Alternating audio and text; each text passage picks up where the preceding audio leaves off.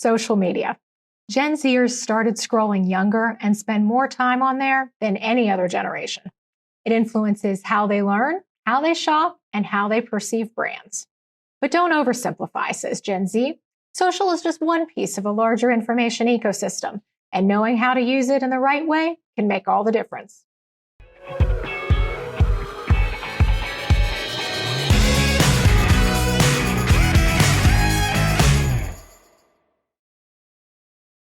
Hi, everyone. Welcome back to Gatesman's Gen Z Reframe video series, where we're sharing out results from our recent research study to help you better understand the Gen Z mindset and learn insights and tips to better market to this important audience. I'm Susan English, Director of Strategic Communications at Gatesman, and for this fifth video in our series, we're honing in on one of Gen Z's greatest influences, social media. Why? Because of its impact. Some of the trends we shared with our focus group participants included the latest stats on what platforms Zers are using, mostly YouTube, TikTok, and Instagram, and how much time they spend there, an average of 4 hours a day, more than any other group. We highlighted some research showing that Gen Z was searching on TikTok and Instagram as much or more than Google. And we delved into the role of influencers. Research shows that 97% of Gen Z consumers use social media as their top source of shopping inspiration, and 2/3 are following influencers. Gen Z loved sharing opinions about social media because it's such a huge part of their lives and because they believe it can be a very powerful tool if a brand can get it right. I just think taking a stand is important, showing that your consumers, that you care about them as people, not just with their identities, with their beliefs. I think that's important, but also just being funny. Social media at the end of the day is a great place to find funny content, to find things that give you a break. And I love funny content. I think you reach a lot of people through sense of humor and just not taking it that deep. Scrub Daddy rolls their sponges down hills, and I literally bought a Scrub Daddy after that. I was you know what? I'm supporting them because that was funny. I feel relatability is the biggest.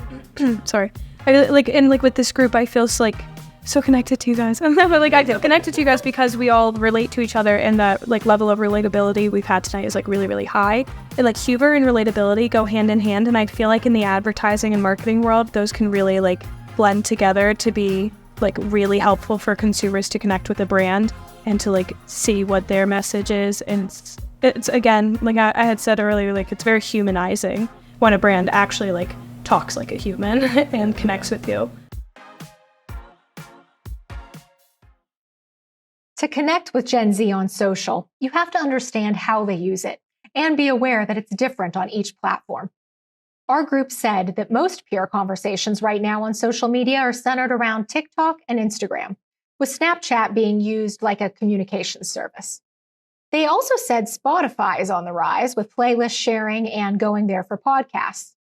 But our participants didn't think Spotify should be included in social screen time and that it was skewing the data, making it look like they spent more time on social than they did. They also agreed that YouTube shouldn't be categorized as social either. It was more like a streaming platform and doesn't offer social value.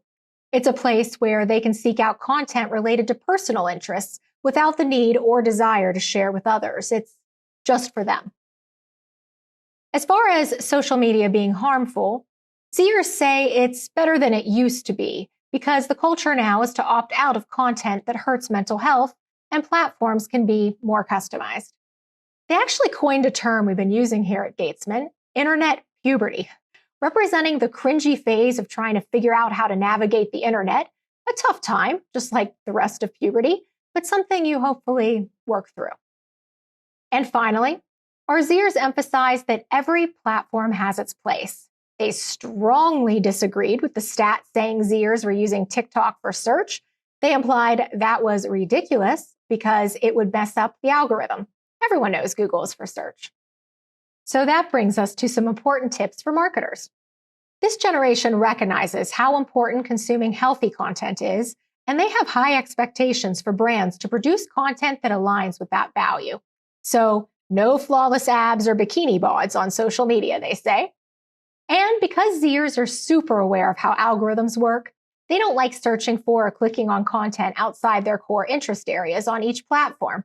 So be realistic about what you expect them to click on.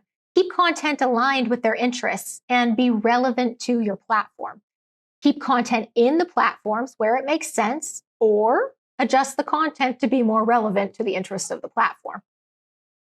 We also explored our Zers' thoughts on influencers and whether they trust them as much as the research says.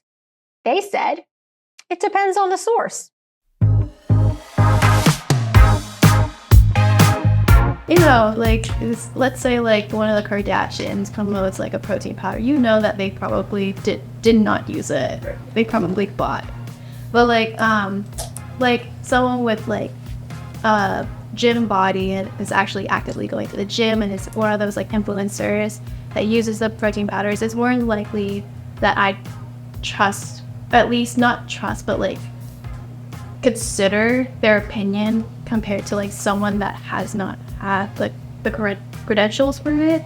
So I feel like that's also part of like branding, like picking the right person to represent your brand as a whole. Gen Z enjoys its influencers, and most Zers spend significant time listening to their recommendations.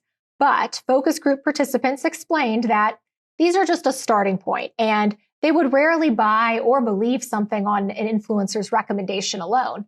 They often use these recommendations as a starting point, but they still do their homework before buying.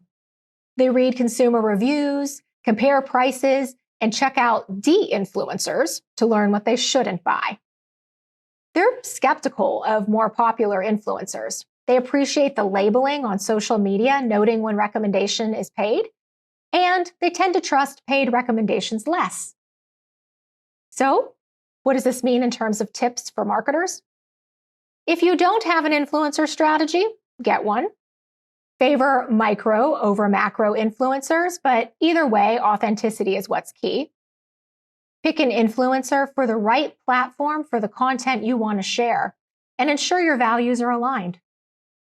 And consider a reputation management strategy to monitor for authentic brand interactions so you can amplify positive ones, strategize against negative ones, and maybe even find that authentic influencer spokesperson you seek. If you're targeting Gen Z, it's not typically whether, but which social media channels and influencers make sense for your marketing. Consider a Gen Z focus group or turn to a Gen Z team member to help land on the most authentic fit for your message. Next up in our Gen Z Reframe series, we'll be discussing a topic so important to Gen Z it has become the lens through which they see the world and make decisions, and that's mental health. Stay tuned for that important and insightful segment. And don't forget to put questions in the comments so we can answer them in an upcoming Q&A event. See you soon.